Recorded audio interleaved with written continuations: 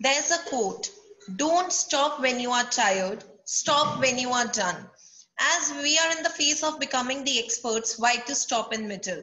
The next speaker for the day is Mr. Vinod Nair, CEO and founder of Humalytics Solutions Private Limited. He is a technology veteran with more than 2 decades of industry experience and alumni of Accelerate Jamshedpur.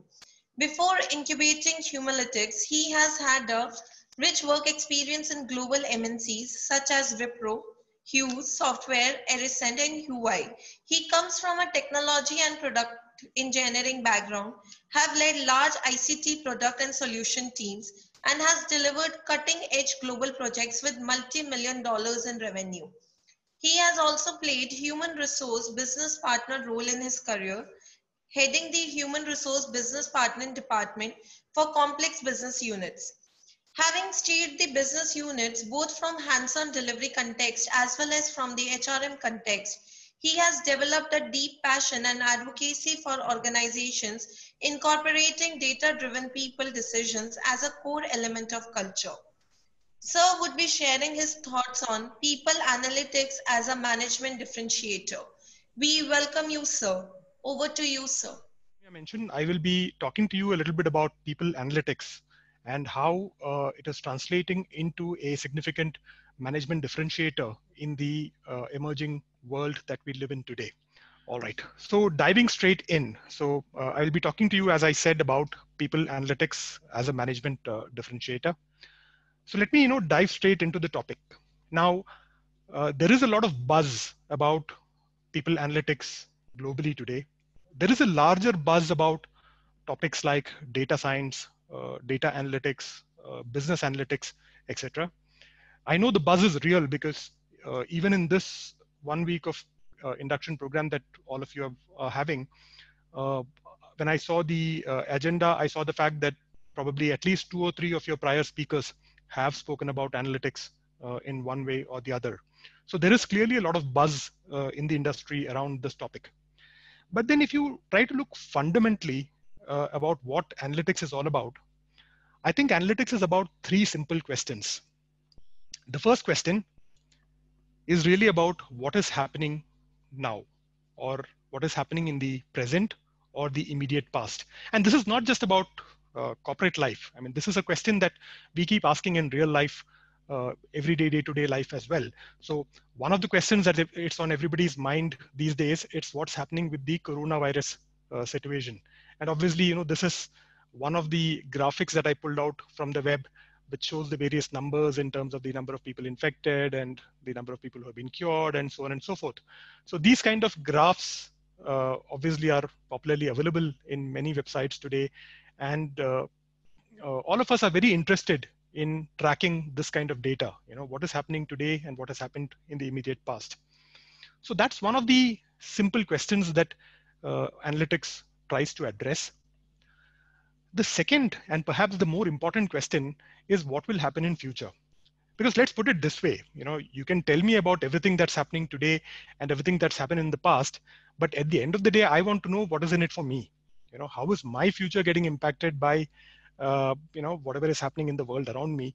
And therefore, I will go to this typically in our in our cultural context also. Very often I'll go to an astrologer with my palms stretched out and say, Babaji, tell me कि क्या होगा मेरा, मतलब what is going to happen in my future. क्या मेरी तरक्की हो जाएगी, क्या मेरी शादी हो जाएगी, क्या मेरे बच्चे क्या करेंगे, how will they grow up. These kind of questions about the future bother all of us at every point in time. So that's the second question that analytics really centers around. And the third question that analytics centers around is assuming that I know something about the past and the present, and assuming that I have some sort of a predictive ability for what the future is likely to bring. What do I do about it? What do I change so that I can influence the future? What sort of strategies do I apply to make the future results a little bit better for me? So these are important questions that we ask ourselves from time to time. And let me give you a couple of simple examples. So most of you are pursuing your academic life right now. Uh, all of us, when we are joining up in a college, when we are trying to start a new academic journey, right? There is a certain amount of research that we would have done. So all of you, your parents, your well-wishers, I'm sure would have done a good amount of research before you decided to join this esteemed institution. And I'm sure some of the research that you would have done would be about the past and the present.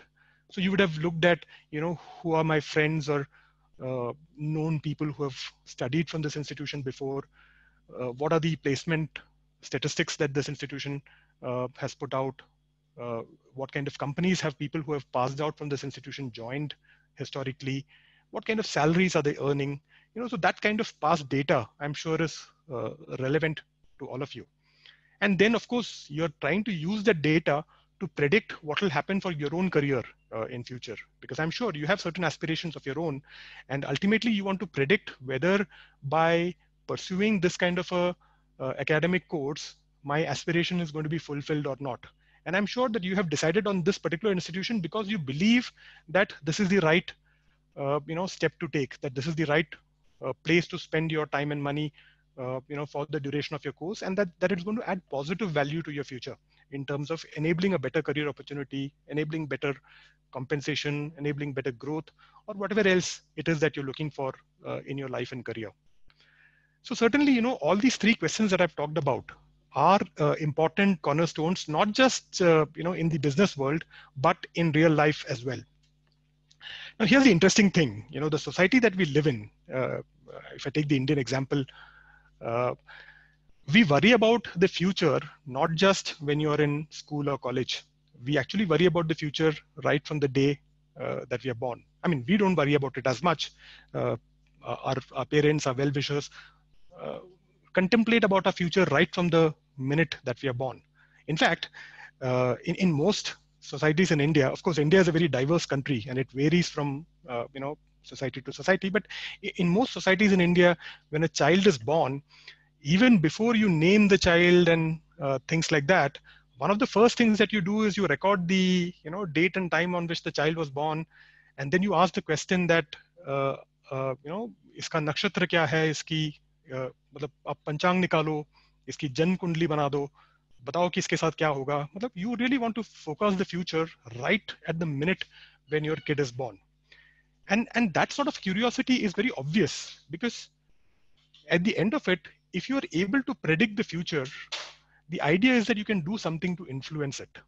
And so when you go to that Pandit and the Pandit charts out your Jan Kundli, and then very often, he will identify some problem, ki yahan to Shani ka prakop bhari hai and all that. Then the next question that the parent will ask is, Acha Pandit ji, iska tod kya hai? How do I, if there is a problem that my future is foretelling, then how would I work around it? And this example that I've given you for the day that we are born kind of remains with us throughout our career as well. In fact, in the example of joining an academic institution, uh, if you had two well-wishers coming to you and one of them said, join this particular college or course because I studied here 20 years back, and I think that's the best course for you. Whereas one of your other seniors came and said, no, industry has changed a lot in the last 20 years. These are the careers that are in vogue these days. These are what people are earning when they pursue this particular career path. This is the data in terms of placement statistics of the institutions that you're looking at. And therefore, I recommend that there is another institution that is better for you.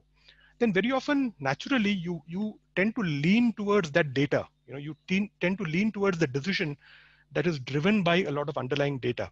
Now, fundamentally, uh, a lot of what I've talked about is probably philosophical as well, but then fundamentally, this is what analytics is about. Analytics is about enabling better decision making. If you're part of a corporate entity, if you're part of an organization, you definitely want to predict the future. You want to predict how your customers are going to behave in future. You want to predict what sort of products or services will sell in future. You want to predict the business environment that you will be operating in. You want to predict how people will perform in your organization, and so on and so forth. And you believe that if you're able to predict these future outcomes, you might be able to influence them to a large extent. And there is no doubt about the fact that in the fast changing technology world that we live in today, companies that are able to predict the future better are able to survive better, are able to grow better. That there is no doubt about. So that's a little bit about the fundamental thinking behind analytics in general. Okay, and now let's dive into the business world itself. So there is a growing buzz, as I said, about analytics, and when you go out there and you read a lot of articles, you read a lot of books, you watch a lot of videos on YouTube, etc. These are three common words that you will often hear about the world of analytics. The first word that you will hear is something called descriptive analytics. And descriptive analytics answers the first question that I talked about. What is happening in the world around me? Can I describe what is happening using the data that is available around me? The second question and the second concept is about predictive analytics, which is the second question that I talked about, trying to predict what will happen in future. And then the last one is about prescriptive analytics, which is about the fact that if I can predict something about the future, therefore, what do I prescribe? So if you're an HR professional, you really want to be able to prescribe to the management of your company that what sort of talent should I incubate in my company? What sort of performance management process should I set up so that my company can grow in future? If you're a marketing professional, you really want to be able to prescribe to your organization that what sort of marketing strategy should I use? What sort of segment market should I go after? If you're a sales professional, you really want to be able to prescribe to your organization that which market has the potential buying power today to be able to buy my products and solutions. Among the entire set of customers that I have marketed to, who should I pursue so that I can get immediate sales, so that I can actually sell something tomorrow? If you are a finance professional, you want to predict your company's financial performance in the future. Now, whether that is holistic economy performance, whether that is holistic stock market performance, or the performance of a specific company, these are the things that you really want to predict if you're a finance professional. And therefore, these three terminologies of descriptive, predictive, and prescriptive analytics really cuts across all domains. It is not domain specific anymore. In fact, my co-founder Amit and I very strongly believe that we should not look at analytics as a separate career or a separate discipline anymore. We should look at analytics as a core part of every career. Whether you're a finance professional, an HR professional, a marketing professional, a sales professional, an operations professional, a procurement professional, doesn't really matter. Analytics becomes an important building block of all of these. So that's a little bit of the background. Okay. But now the interesting thing is, analytics actually is not very new. I mean, even though there's a lot of hot buzz around it today, fact is that the idea of using data to study what is going on and then to predict what is likely to happen in future is something that we have been doing for ages. In the corporate context, in the organizational context also, let me give you one example. Okay. So I'm sure that as part of your academic course that you're about to begin, you will probably study something called organizational behavior. At least those of you who are pursuing the HR specialization for sure will study it, and probably many of the other specializations might also study this. So when you study organizational behavior, you will essentially be studying the interrelationship between how people behave in an organization and the financial results or the business results that the organization is trying to produce. Now, when you study organizational behavior, one part of it will relate to some experiments that were conducted as early as in 1920s. So as early as in the 1920s or the 1930s, there were social science professionals, HR professionals at that time who were trying to conduct experiments in terms of what can I change in my factory, in my production floor, etc., so that it leads to a positive change in the amount of produce that I'm able to create. Okay, so you will hear about those famous Mayo experiments and several other experiments that happened at that point of time. So fact is, even about 100 years back in 1920s and so on and so forth, we have been trying to use data to predict the future. But let me not only talk about 100 years back. Let me take you 1,500 years back. I talked about, the idea of drawing a Jan Kundli or a Panchang and things like that. So if you are somebody who is fascinated by astrology, you will probably know that astrology was studied in a very, very scientific way, using the position of the stars and planets, etc., as long as early as 1,500 years or before. Now, you might feel that astrology is not a real science, that it's probably a dummy science. And to be honest, I also have my own doubts about it. But one thing that has always fascinated me is that some of the people who have studied astrology historically have been really brilliant people. A few names that I can think of, you've probably all heard of Aryabhatta, who was both a famous astronomer as well as an astrologer, and who has contributed to many of the mathematical concepts that we know of today, including things like trigonometry. You have definitely perhaps heard of somebody called Bhaskaracharya, who was also a famous astronomer and astrologer. More recently, and there's a movie about this that has come out very recently. There is this person called Shakuntala Devi, and I'm sure that some of you might have already seen that movie as well, who was a brilliant mathematician. Was definitely a genius of a mathematician, one of the certainly top few genius mathematicians ever to have come out in time. And what is fascinating about Shakuntala Devi is that while she was a student of mathematics, at the same time she was a student of astrology as well. Now, I don't want to make this session about astrology. That's not the idea. But the idea is to re-emphasize the fact that throughout our history of the human race, the most brilliant minds have always tried to study data that is available around them and then try to use that data to predict what is going to happen in the future. That has always been a very central part of the human pursuit. Now, if that has always been a central part of the human pursuit, what has changed now? Why is there a lot of buzz about it now? And I think some of the reasons are here. So over the past, say, 1 decade or 2 decades, and probably a little longer, very powerful tools have become available to all of us to help us do data analytics and data science better. So many of you will probably have heard of tools like Power BI or Tableau or R or H2O or Google's TensorFlow, etc. And there are several more. These powerful tools have become commonly available to all of us in the last 1 or 2 decades, in the last 20 years or so. And what this has done is that earlier you had to have very, very detailed and very complex mathematical skills, very complex statistical skills, etc., to be able to do data analytics. So therefore, earlier data analytics was not everybody's cup of tea. You have to have a very specialized mind who was very good at mathematics. Only then could you enter that field. But what has happened in the last 20 years with the evolution of all of these tools is that it has become now accessible to a wider segment of people.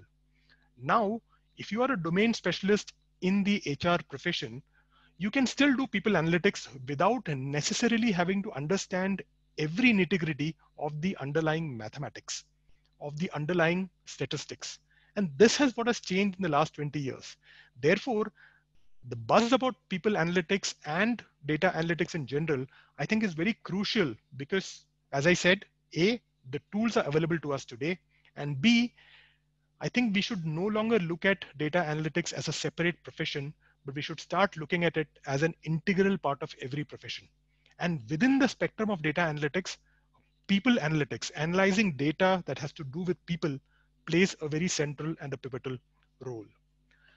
I will give you 2 or 3 examples about this. Okay. And we will take the examples in the order. So we will talk about a descriptive example and a predictive example and a prescriptive example as well. So let me start with a descriptive example. Now, the idea of descriptive analytics is to really tell a story, because you want to describe what is happening in the world around you, and you really want to bring out the story of what is happening in your company, in your organization, in your team, etc. So that's the idea of descriptive analytics. Okay.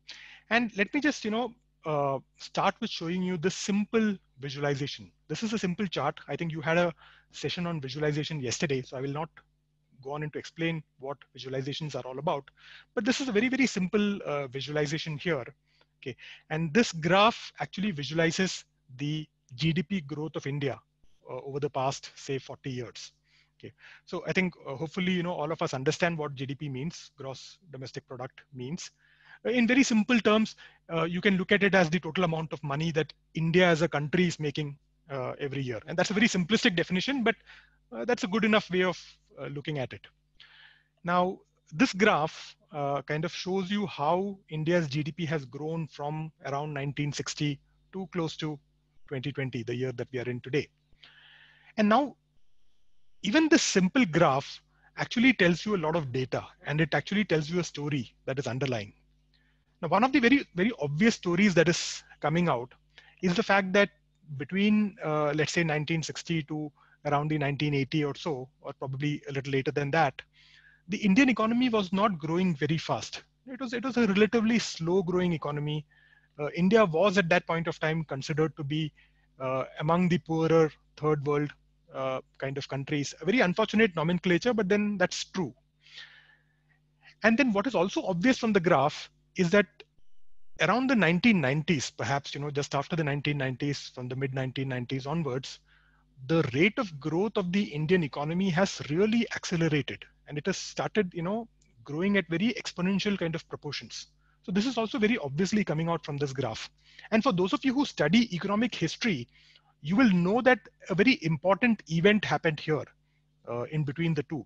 And that important event was the fact that there was a liberalization of the Indian economy. The Indian economy, which used to be a closed economy until that point of time, was opened up in the early 1990s. And I think there is no doubt about the fact that the entire economy has benefited from this opening up. And that after the 1990s, we have seen a sharp rise in year-on-year GDP till the point when last year India became the global number 5. So India achieved the global rank of the 5th nation in the top 10 nations in terms of GDP, which is a fantastic achievement, no doubt, for a country that was considered a third world poor country only about 20, 25 years back. So that is a little bit of the story that is coming out from this visualization. Okay, but now let's look at this same story a little deeper. And what I will do, I will go to the same visualization. So this is the same visualization that I showed you. This line graph, the blue line that you're seeing here, is the GDP of India. This particular visualization has been done in a tool called Tableau, which is one of the popular analytics tools available in the market. Okay, so the same visualization here. Okay, now I'll try to make this interesting, and what I will do, I will add China to the mix. Okay, so if I just add China to the mix, and let me see what happens if I compare the GDP of India along with the GDP of China. Now, what is interesting is that if you look at, so this is China and this is India, and now the story starts changing a little bit. If you see, between the 1960 to 1980, both the countries were relatively slow in their economic growth. Both the countries were relatively what you would call third world poor countries in the global spectrum. In fact, it is around the same time, probably the 1980s or so, that some amount of growth started happening in both the economies. Actually, till about the mid 1980s, I think probably 85 or 86, the GDP of India was actually greater than the GDP of China at that stage. Okay. Now, some things are same for the story. So after the 1990s, okay, you can see that both the countries, the GDP is accelerating. That there is no doubt about. But what is fascinating and interesting to see is that China's GDP has accelerated at a pace that is much higher than India's GDP rate, even though both started at a very similar rate, at a similar GDP level in the mid 1990s. And therefore, when I just showed you India's GDP, what looked like very good growth is suddenly not looking like very good growth when I put China also into the mix. And this is where visualizations are very powerful storytelling tools, because they allow you to compare what is happening in two different markets, in two different companies, and so on and so forth, and capture the real story. And now the real story is obvious that even though India has grown well, we still have a lot more to do to kind of match up to the kind of growth that China has been able to produce. Okay, I see, Ms. Soumya, that a hand has been raised. If there's a question, I can probably take it. So don't hesitate to interrupt me if there's a question. So do you want to take up the questions in the middle? Yeah, I mean, if I can take one quick question if something is not clear here. Otherwise, I'll take the questions towards the end. Yeah. Sir, I'll ask the student to type the question in the chat box and then I can direct it to you. Sure. Meanwhile, I'll just continue and finish up on this visualization. Right? Sure. So that's a little bit about India and China. Now let's do something even more interesting. Let's throw Singapore into the mix and see what happens. So this is the third visualization where I've thrown Singapore here. Okay.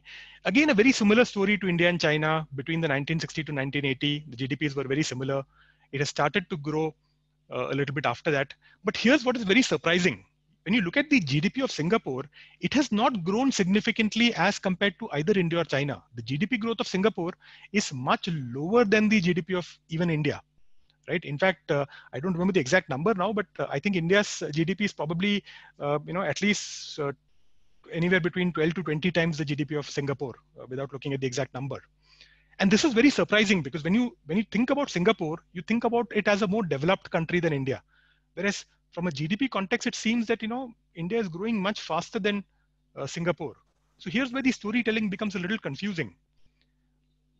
And this becomes a little clearer if you put this one more metric into the place, which is the GDP per capita. How much money is each person making on an average in these countries?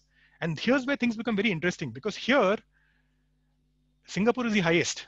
In fact, the per capita GDP in Singapore is probably around, 30 times the per capita income of India or something like that, at least 25 times or so. Okay. So fact is, even though total GDP in Singapore has not grown at the rate of India or China, the per capita GDP, the wealth or income available with each person, has grown much faster.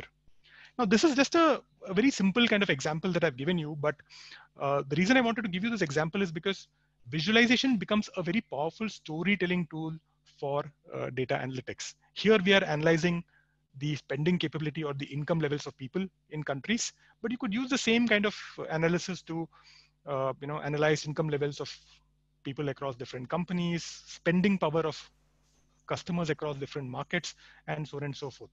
Okay, so that's a little bit about this particular visualization. So Ms. Soumya, the question is, yeah. So the student wants you to add USA also in the matrix. Yeah, so I can put USA also in the matrix, why not? Yeah, I mean, USA becomes a different kind of a comparison. So if you look at what is interesting about USA, and I'll throw both the figures in, both the GDP as well as the GDP per capita have increased at a very substantial rate. But the GDP per capita of Singapore is actually slightly higher than the GDP per capita of USA, whereas the total GDP is of Singapore is much lower. Okay, so when you visualize data, these kind of interesting stories start to emerge. Okay.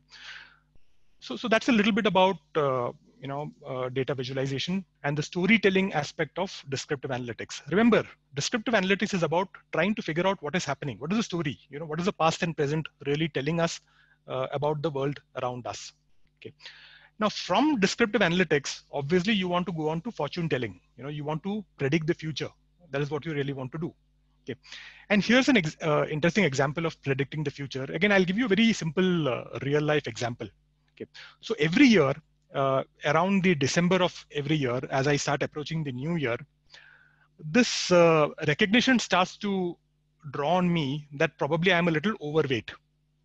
I'm sure that some of you will identify with this. Okay. And slowly, as I start moving towards the new year, that feeling is growing stronger that, I'm overweight, I need to do something about it. But when I get very close to New Year's Eve, even though I feel that I'm overweight, I also feel like I'm a Superman who can really change things quite fast. So my mental image of myself very close to New Year's Eve is something like this, overweight, but I feel that I'm a superhero. And not only do I feel that I'm a superhero, I feel that in the next 1 year, I will change myself to look like this. Matlab, Hrithik Roshan or Tiger Shroff ko bhul jao. The next, the next kind of health champion is going to be me. That's the idea that starts running in my mind every December. So this happened last December also, and this is a real story. Okay, so last December, 2019 December, I actually signed up for a gym. So there is this fitness kind of group called Cult that many of you are familiar with. I signed up for Cult, and I started going to the Cult classes daily. Okay, and I was quite regular, and this is what happened. Okay, so for the first 2 weeks that I went to Cult after signing up for the gym, I was very regular. I went almost every day. I did whatever exercises they asked me to do. A decent amount of weights, a decent amount of cardiovascular exercises, etc. And the good news is within the first 2 weeks, I actually started seeing my weight reduce a little bit. It actually came down by a couple of kilos, which is quite good, uh, really. And I was in the middle of January. I was very happy because I had just joined this gym in the last week of December, and by the mid of January, I had already lost 2 kilos. I was really overjoyed, and this goal that I had seen for myself for the end of 2020 was seeming to look like reality.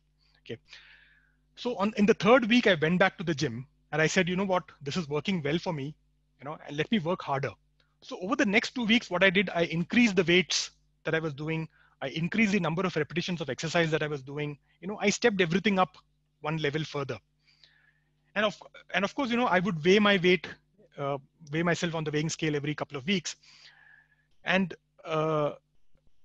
my prediction, after the first 2 weeks, I had lost 2 kilos. So my prediction for the next 2 weeks was that, I should probably have lost maybe a couple of kilos more, because I had now increased not only the total, quantity of weights that I was working out with, I had increased my total number of repetitions. I was doing more intense cardio and stuff like that. Okay. And here's where I was taken entirely by surprise. So my prediction was I would lose 2 more kilos, but this is what happened in reality. In the next 2 weeks, I actually gained back probably a kilo or so. So I lost 2 kilos in the first 2 weeks with moderate exercise. In the next 2 weeks with intensive exercise, I gained back 1 kilo. And now I was very surprised. This is a prediction that's gone completely wrong. I thought if I increased my exercise intensity, I should lose more weight. And here I've actually increased it. And I've actually lost. I've actually gained 1 kilo instead. Kuch to gadbad hai. So what I did, I actually spoke to a doctor friend of mine. कि doctor साहब हो क्या रहा है, मैं तो जितना मैंने लास्ट 2 वीक्स वर्कआउट किया था उससे मैं डबल वर्कआउट करता था पिछले 2 हफ्ते में, बट अब हो क्या रहा है कि I've actually gained 1 kilo instead. Now, when I spoke to this doctor friend of mine, and he's quite a senior doctor in one of the established hospitals here, he told me something very interesting. He said, Vinod, the data that you're looking at is totally incorrect, because you're trying to go on the weighing scale and measure your weight and figure out whether your fitness is improving based on that or not.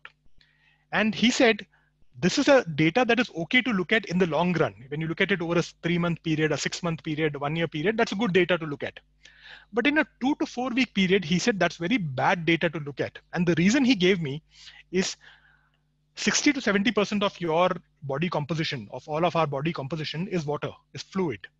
And he said, within the first 2 to 4 weeks after you start a new routine, so this exercising was a new routine for me at that point of time. He said, after you start a new routine, there is a lot of fluid fluctuation that happens in your body in the first few weeks. If you're dehydrated, your fluid level drops significantly. If there are inflammations in your body because of small injuries that might happen in the muscles, etc., then there is water retention or fluid retention that happens in your body. And that fluid loss or fluid retention can actually cause a significant weight fluctuation in the first 3 to 4 weeks because of the fact that 60-70% of your body is composed of fluids, of water, essentially. And therefore, he told me the data that you're looking at, the weight data, is the wrong way to measure yourself, in the first 2 to 4 weeks. And now this came as a surprise to me. Okay. And this is where I really want to throw out a very important element in people analytics or in data analytics in general, that when you try to use data available to you to predict the future, it is not only sufficient to look at the data itself, it is very important to look at the domain and have expertise on the domain. Because here, the fluid idea is something that I might not have figured out unless I spoke to a doctor who understood the human body composition better than me. And similarly, in your academic career as well, and in your subsequent corporate career, if you want to do people analytics and data analytics in general, I would request you that first focus on strengthening your domain, whatever domain you're part of. If you're a marketing professional, understand the 3 P's of marketing quite well, understanding the dynamics of how marketing works, understanding segmentation and so on and so forth. All of that is very important. If you're an HR professional, understanding HR processes, understanding performance management, understanding attrition and retention, understanding talent acquisition, that part of the domain expertise is very, very important. If you're a finance professional, understanding accounting systems, understanding company balance sheets, all of that is very important. If you don't have the domain expertise and you look at data, often you can lead yourselves to misleading predictions, which is definitely not what you want to do. Okay, so that's one important point that I want to bring out, that domain expertise is a very central part of people analytics and any analytics that you do. So when you head into your academic course now, if you're an HR professional and you want to learn people analytics, I will request you to first learn your HR domain very strongly. And I'm sure you have excellent faculty who are going to teach you the various aspects of the HR domain. So please learn your domain very strongly and then try to apply analytics on top of that. The other way around does not usually give you good results. So that's a little bit about predictive analytics. And lastly, let me give you an example for prescriptive analytics. And here again, I will use a very simple real life example. Okay, I call prescriptive analytics the idea of giving gyan. Of course, दुनिया में ज्ञान तो हर कोई देता है. मतलब pretty much everybody, especially in the kind of societies that we live in, is good at giving gyan. But then there is good gyan and there's bad gyan, and nobody wants to hear unnecessary gyan. I think that's very obvious. So if you want to really develop yourself as an analytics professional, or if you want to develop yourself as any kind of professional who's using analytics, and you want to go and talk to your company management about various ideas for how to run the company, you want to make sure that you're giving good gyan and not bad gyan, because if you give bad gyan, you lose respect quite quickly. Okay. Now here's an example. Okay. Now I have an 8-year-old son, and among the various subjects that he studies, obviously he studies a little bit of math as well. Okay. Now imagine that every now and then he undergoes a math test. Yeah. Fortunately, my son does not have exams and tests till he reaches his 5th standard. That's how the school systems are built now. But let's assume that he actually had to do tests every now and then. And suppose this graph showed his math test scores in the last 10 to 12 or whatever the number is of tests that he has given. Okay. So on the y-axis here, you see the score between 0 to 100. And each bar here is indicating the output of the score that he achieved in that test. Okay. And I mean, just by visualizing this graph, you can see that there is some sort of a trend that is emerging. Okay.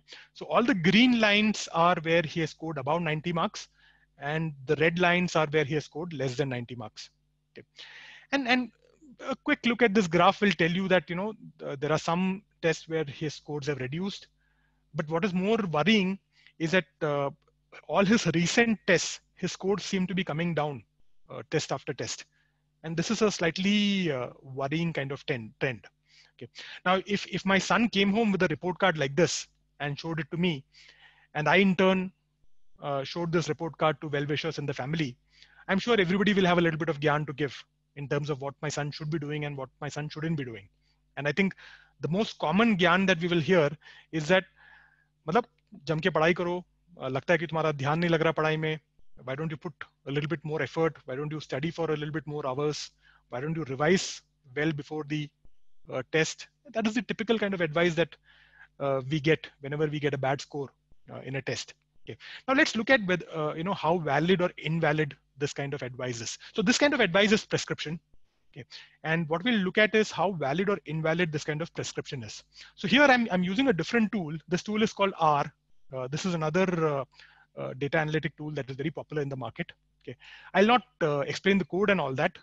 We don't have time for that, but I'll just run some simple analytics on this, prescriptive analytics on this. So this is the same graph that I showed you, the graph of the math test scores of my son. Definitely there is a downward trend here, which is concerning. Okay, and now the first advice that I've got is my son should prepare more. My son should spend more time studying. and let's see whether the advice is valid or invalid. Okay, so suppose I actually have the data about how much my son has studied for every exam that he gave. Suppose that data is available. Okay, and then I do this graph again with that data. Okay, so I run this graph again, and let me just zoom out this graph. Okay, so this is the graph now. On the y-axis is the same thing, the test score that my son has scored, and on the x-axis, the number of hours that he studied before the test. Okay, so on an average, my son has been studying for 100 hours, for example, before every test. Sometimes he studies for more hours as well, 110, 120. Sometimes he's even studied for 150 hours or a little more than that. Okay, and now this is the data is telling me something very interesting. Among the times that he studied for about 100 hours, most of the times he got a high score. Most of the times his score was above 90. But whenever he put more effort, he studied for more than 120 hours, he studied for more than 150 hours, surprisingly his score has actually come lower. Okay, so this now seems to be contradictory to the advice that I've got. You know, what everybody told me is कि भैया पढ़ाई करो, ज़्यादा time लगाओ, मेहनत करो, practice करो, तब जाके score improve होगा. And now what I'm actually seeing from the data is that when he actually spent more time, the score has surprisingly reduced and not increased. Okay, and this is where prescriptions often go wrong. You know, people give prescriptions and gyan very freely, but often your data does not actually support the prescription that you're giving, and therefore your prescription will not yield the results that you wanted to yield, and therefore you will not achieve respect as a professional.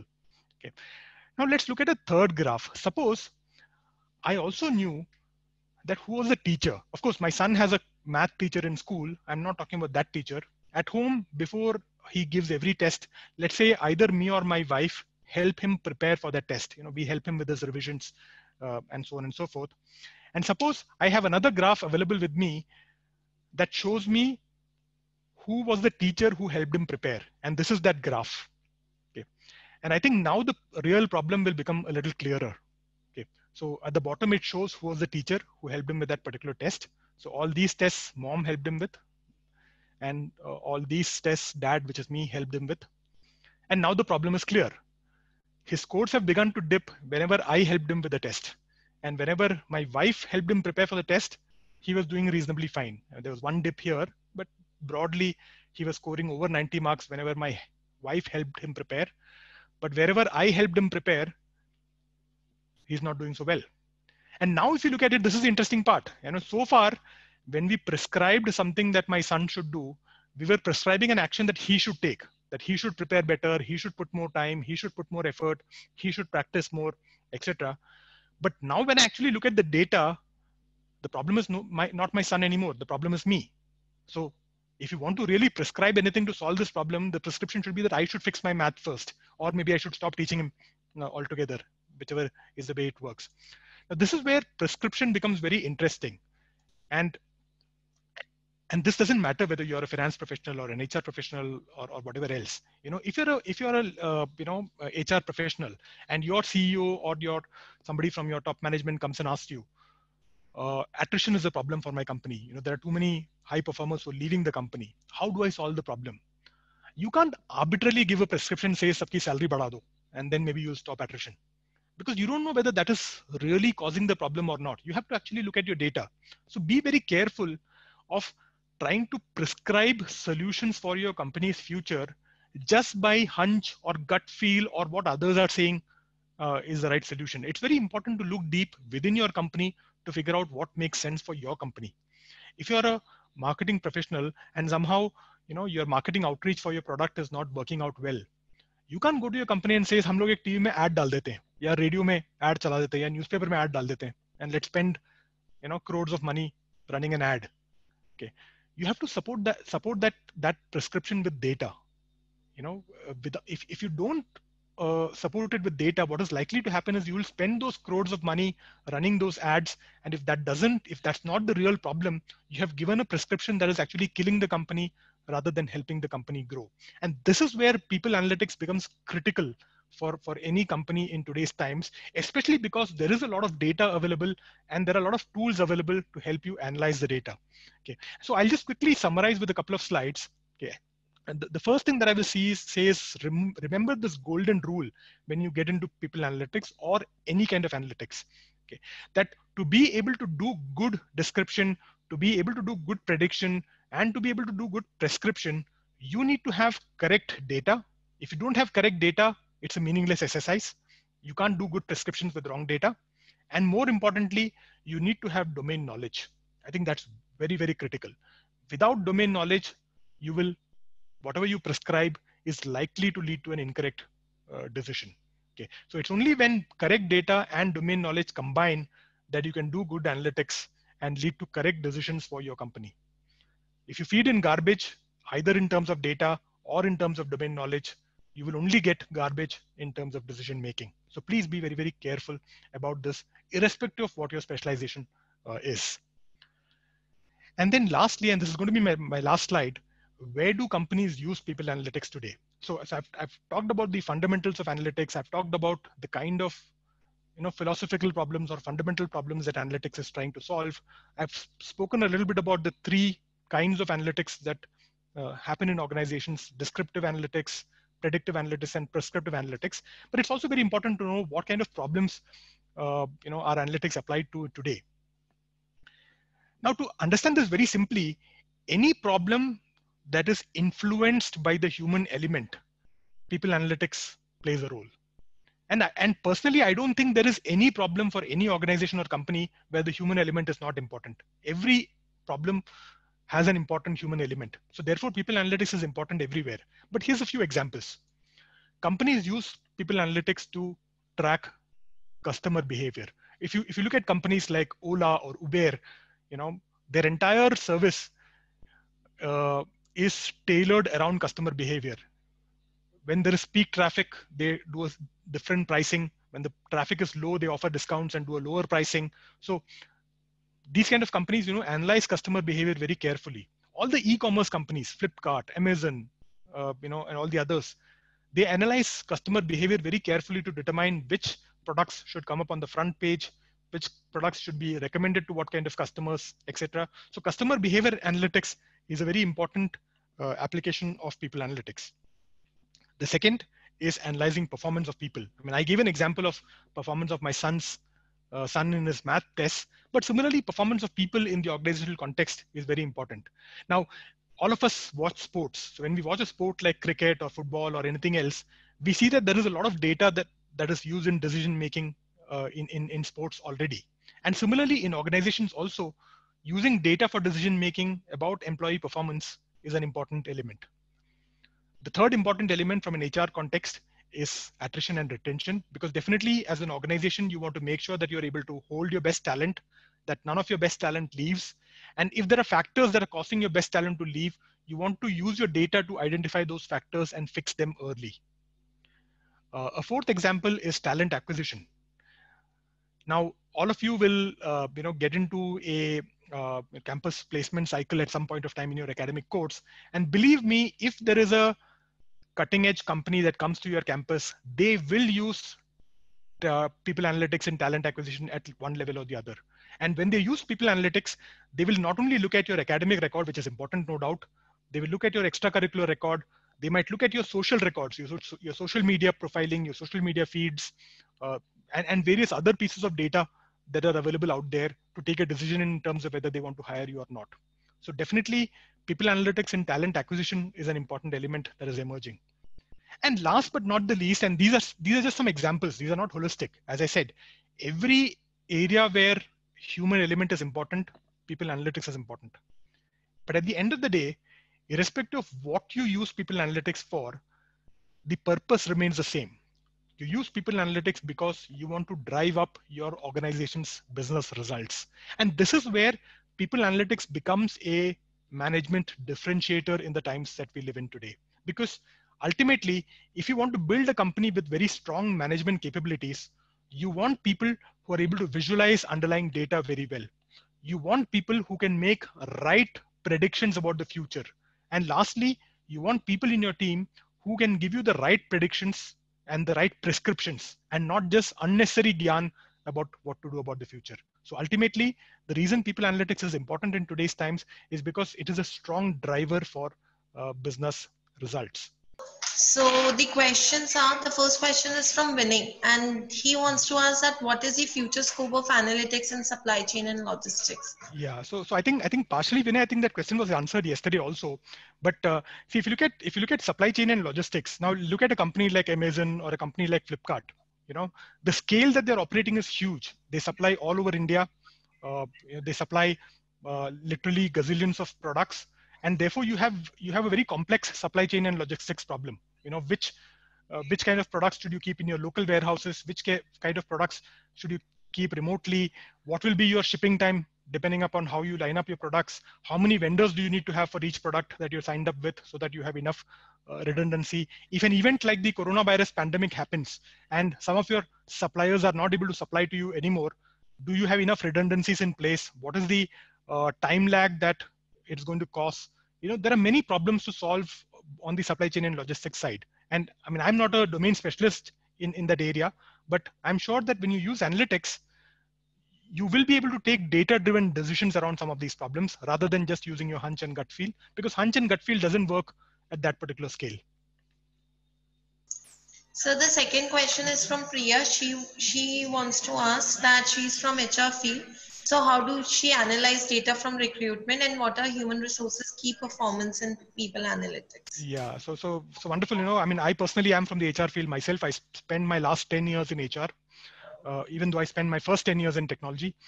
And in my view, you know, there are three critical problems to solve in the HR field. You know, one is analyzing performance, because there's actually a Mercer report that came in, I think, in the end of 2018, where CHROs from the top companies globally were actually queried, and 98% of them said that they were unhappy with existing performance management processes.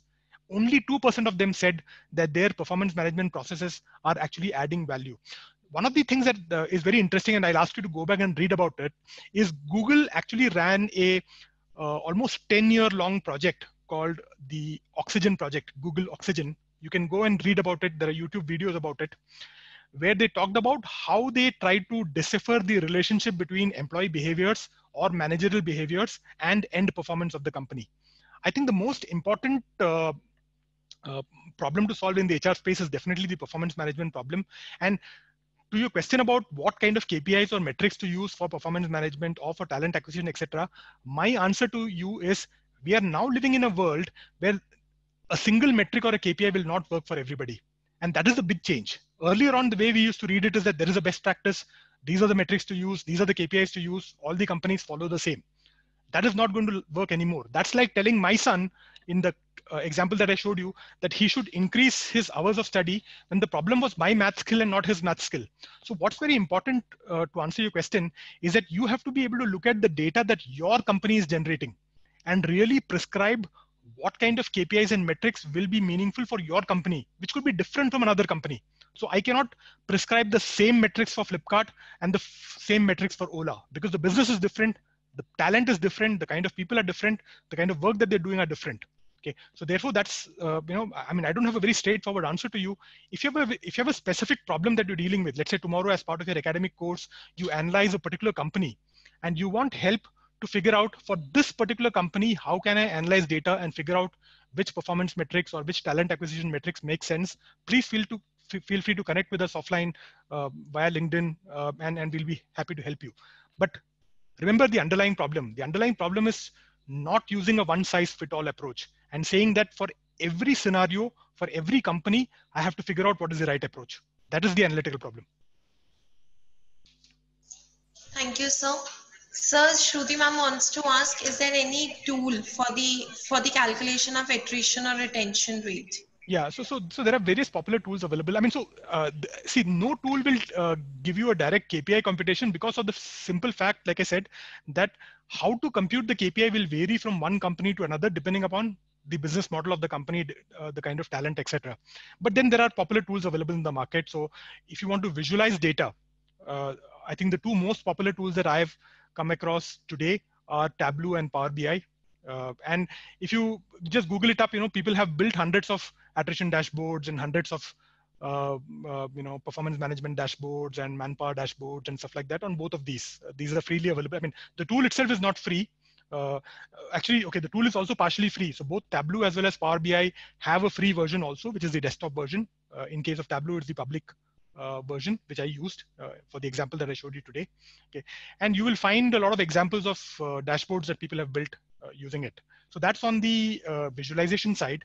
If you want to go to prediction and prescription side, you probably need to start using slightly more advanced tools. The tool that I personally prefer is the one that I use today, R and R Studio.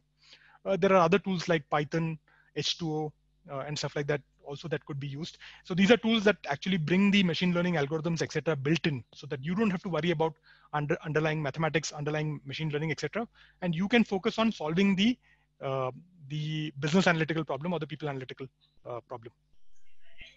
Thank you, sir. If you permit, can I take one more question? Yeah, sure, go ahead. Sir, Sumansh wants to ask, does your company include marketing, web development, apps, and business models also? No, so in my company, I focus entirely on inner organization people analytics. So I'm probably solving the organizational development problem rather than the external customer problem. So problems like performance management and attrition and retention and talent acquisition and things like that. But at the same time, the customers that we work with, because you cannot solve this problem standalone. Like I said, at the end of the day, you want to figure out the business results. So inevitably, the customers that I work with, the question that they're asking is, if I have a marketing problem, let's say my marketing engine is not working properly, my sales engine is not working properly, what do I need to change in my inner organization in terms of performance management or talent acquisition, etc., so that problem gets fixed? So it is correlated, no doubt, but we don't focus on pure play, let's say marketing analytics, etc. That's a different specialization. The reason we don't focus on that, like I said, is because that's not my domain expertise. My domain expertise is in organizational development, is in HR, and therefore the domain expertise is a very central part of the analytics that we do. Thank you so much, sir. Thank you so much for such an insightful session. This session was really important for the students.